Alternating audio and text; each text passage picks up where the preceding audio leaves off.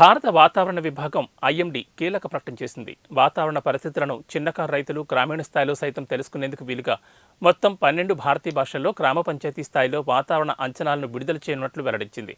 వచ్చే వారం నుంచి ఇంగ్లీష్, హిందీతో పాటు ఇతర భాషల్లో సమాచారాన్ని అందించనున్నట్లు IMD director general Mrutyunjay Mohapatra గురువారం తెలిపారు. పంచాయతీ వాతావరణ సేవ ద్వారా సమాచారాన్ని పొందవచ్చని అన్నారు. తుఫాన్లు వంటి తీవ్రమైన హెచ్చరికలు, గరిష్ట కనిష్ట ఉష్ణోగ్రతలు, గాలిలో తేమ శాతం, గాలుల వేగం వంటి వివరాలు తెలుసుకోవచ్చని వివరించారు.